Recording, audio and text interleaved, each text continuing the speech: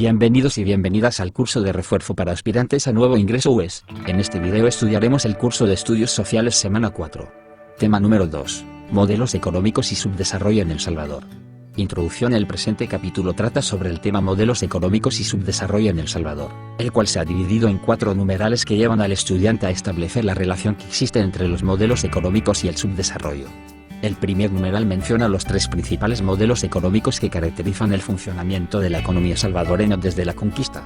En el segundo numeral se aborda el subdesarrollo a partir de 3 enfoques: la teoría de W. Rostow sobre las etapas del crecimiento económico, punto de vista de los países desarrollados; las teorías de la dependencia, punto de vista de los países latinoamericanos; y finalmente, la doctrina neoliberal, muy en boga en nuestros días. Como tercer numeral se plantean las raíces históricas del subdesarrollo en el caso concreto de El Salvador, siendo que este subdesarrollo se asocia con las desigualdades cuyos orígenes se remontan a los inicios del período colonial. Se finaliza con el cuarto numeral, en el cual se plantea el significado del subdesarrollo y las vías posibles para su superación. Este significado, después de previas consideraciones, se resume en el hecho de que hablar de subdesarrollo equivale a hablar de pobreza, miseria, analfabetismo, marginación, etc. Sin embargo, en las consideraciones finales se deja claro que el subdesarrollo no es ni inevitable ni insuperable, puesto que hay claros ejemplos de diversos países que se están esforzando por superar esta situación. Modelos económicos. Uno de los grandes propósitos en cualquier sociedad es procurar el mayor y mejor desarrollo económico y social. Esta no es una tarea de un solo sector de la sociedad, ni mucho menos es un asunto que proviene de la nada. Por el contrario, se requiere del trabajo de los sectores productivos, de los empresarios y, por supuesto, del Estado. Es en este último, como expresión legítima del poder político, donde se asienta la responsabilidad de velar porque ese desarrollo sea duradero, justo y equilibrado. Naturalmente, son los estados los que deciden las políticas económicas a implementar en búsqueda de lograr el desarrollo, para lo cual, están llamados a adoptar un papel ya sea de protector, productor, regulador o subsidiario, según sea el modelo económico a implementar. El Salvador no ha sido ajeno a la implementación de modelos económicos para ordenar el proceso de producción, distribución y consumo, así como el papel de Estado en el mismo. Tenemos que, desde la conquista de los españoles, se impone una manera de organizar la economía. Y desde ahí, se han implementado diferentes modelos económicos que, a la larga, nunca han logrado un efecto de desarrollo económico y social para toda la sociedad. Por el contrario, los modelos económicos implementados hasta ahora son los que han construido la amplia desigualdad social, exclusión, pobreza o subdesarrollo de las mayorías sociales, mientras que las minorías se han apropiado de la mayor parte de recursos, ganancias y riquezas históricas. Esto quiere decir que los modelos económicos pueden plantearse como propósito el desarrollo, pero en realidad pueden producir o profundizar el subdesarrollo. O, al menos, el desarrollo que alcancen, no es para todos. Lo cierto es que el subdesarrollo no es natural, sino que ha sido producto de los modelos económicos implementados. Por tanto, para entender de dónde viene el subdesarrollo, es útil analizar los modelos económicos de la sociedad. Por tanto, a continuación se mencionan los 3 modelos más característicos de la sociedad salvadoreña. Modelo agroexportador. Los países latinoamericanos comparten una profunda historia agrícola desde la época precolombina. Se conoce que, a la llegada de los invasores españoles, los pobladores de la región habían desarrollado muchos inventos y que tenían una estructura social, política y económica bien definida y funcional. Sus actividades productivas fueron mayoritariamente agrícolas, acompañadas con otras actividades importantes como la caza y la pesca.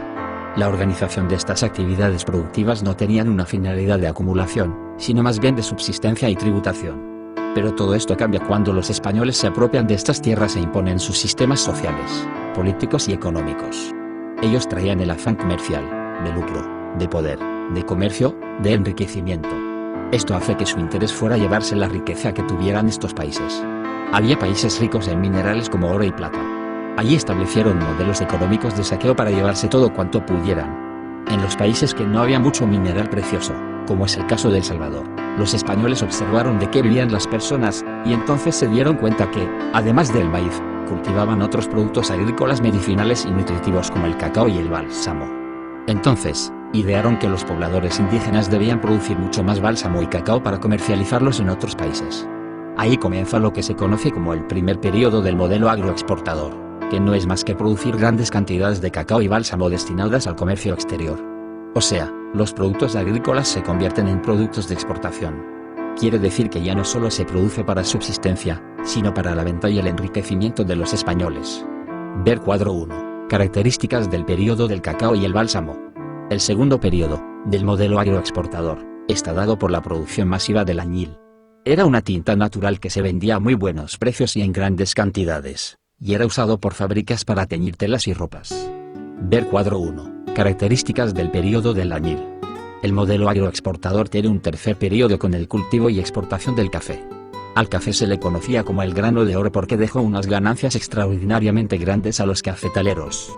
Estos fueron los oligarcas que, debido a su inmenso poder económico, dominaban la política, el poder, los gobiernos y a toda la sociedad en general. Ver cuadro 1. Características del período del café.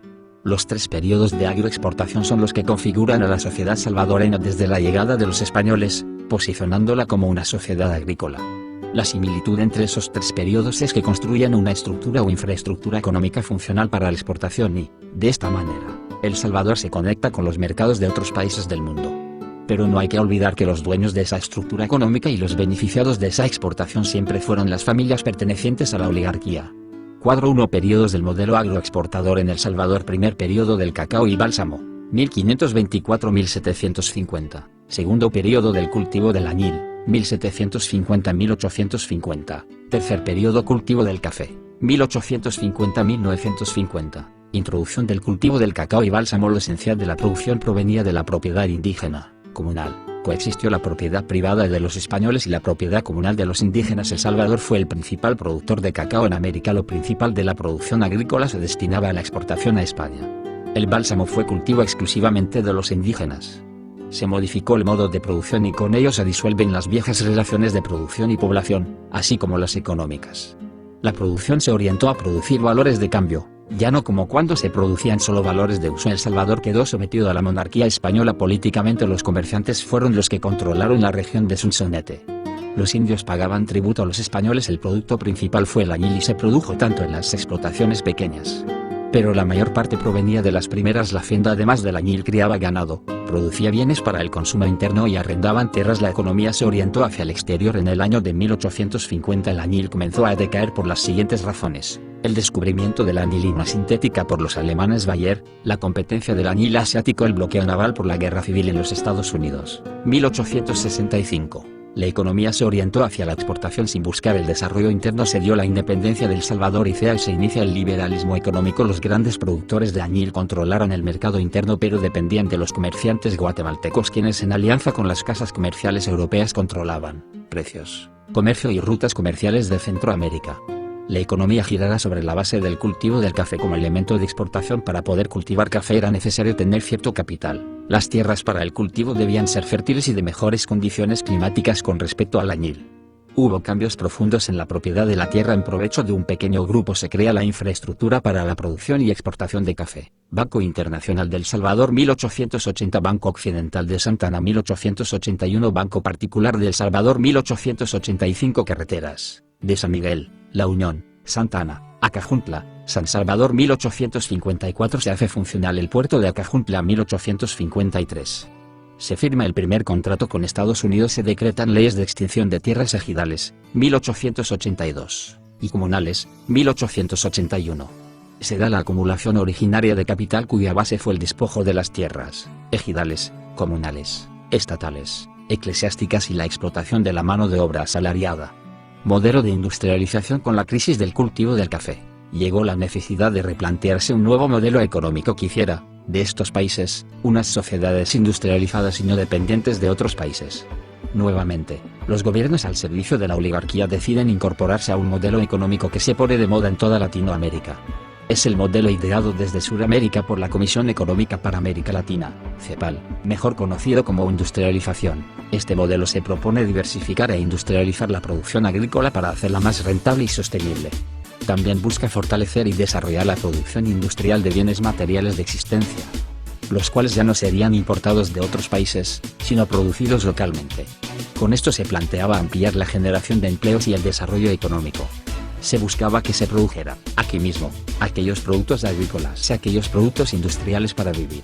Es decir, que todo aquello que se traía de otros países, fuera producido aquí, como por ejemplo, ropa, materiales de construcción, maquinaria, tecnología, papelería, electrodomésticos, autos y, en algunos países, hasta armas y munición para los ejércitos, entre muchas otras cosas más. En verdad, países como México, Brasil, México, Chile o Argentina, entre otros, logran construir y empujar ese proceso de industrialización. Pero otros países, como los centroamericanos y El Salvador en particular, no logran desarrollar esa industrialización que se esperaba. Si bien es cierto que diversificaron la producción agrícola, se construyeron edificios, carreteras, fábricas y, además, establecieron un mercado común centroamericano. Los productos que se elaboraban aquí eran de segunda categoría como jabones, papel, textiles, calzado entre otros servicios.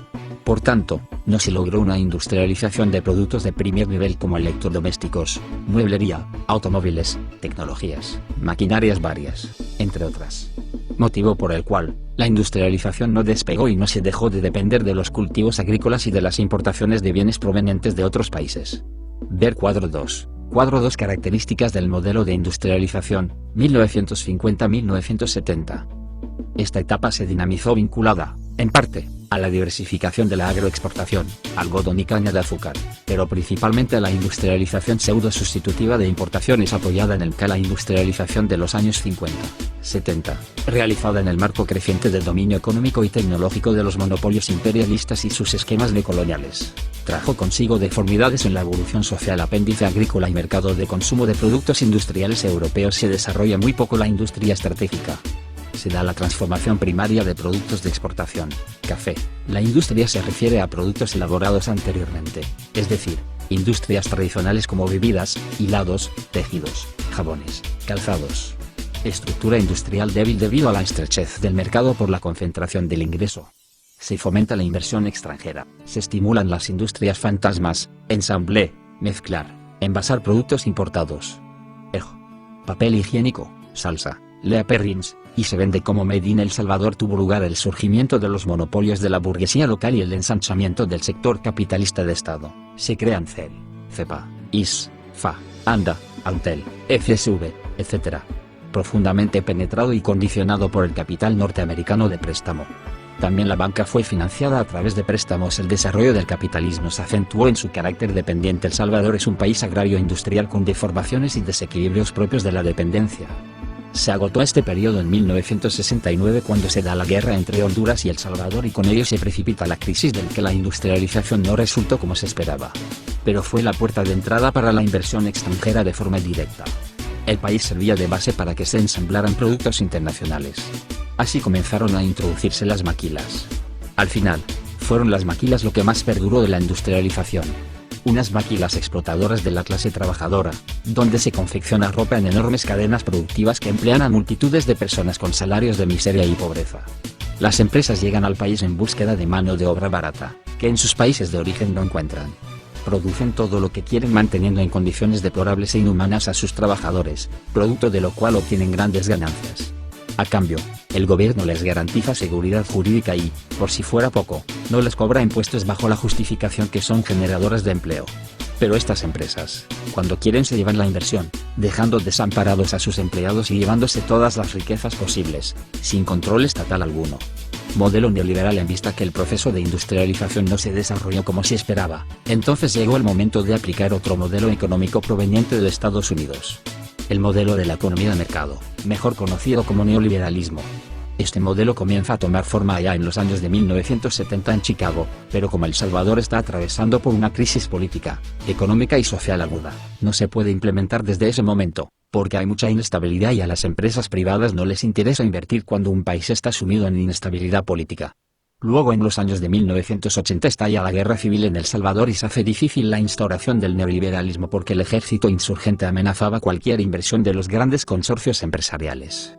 En esos años de los 80 el gobierno de la Junta Revolucionaria de Gobierno y la Democracia Cristiana, nacionalizan la banca, implementan una reforma agraria y nacionalizan el comercio exterior como las grandes reformas económicas de la historia reciente del país. Al final, en 1992 se firman los acuerdos de paz con los cuales se da luz verde para la implementación del modelo neoliberal liderado por el presidente Alfredo Cristiani. Desde entonces se implementan los programas de ajuste estructural que no son otra cosa que privatización de la economía nacional. Todas aquellas reformas logradas por la democracia cristiana fueron revertidas y se dio paso a la privatización de los bienes públicos. Con esto, Las empresas se enriquecieron a costa de los bienes del Estado y, con todo esto, se dio libre vía al imperio del mercado mundial, con el cual se ha favorecido a los más ricos, pero se ha excluido a los más pobres. Hasta aquí hemos mencionado los modelos económicos implementados en El Salvador desde que los españoles invadieron estas tierras. Modelos que no permitieron beneficio para todos los habitantes de este país, por el contrario, dieron origen a grandes desigualdades estructurales y a profundas injusticias sociales. Por esta razón, en los siguientes apartados pasamos a considerar cómo se ha visto el tema del desarrollo y cómo se ha abordado el tema del subdesarrollo desde diferentes teorías económicas que están a la base de los modelos económicos antes mencionados. Espero este video te haya gustado, dale like y compártelo con tus amigos que estén interesados en someterse al examen de admisión para entrar a la UES. Suscríbete y activa la campanita de notificaciones para que estés al tanto de los materiales que se estarán subiendo cada semana en la plataforma. En la descripción del video te dejaré el link del curso para que descargues los PDF y realices las pruebas que te aparecerán en cada curso. Hasta luego.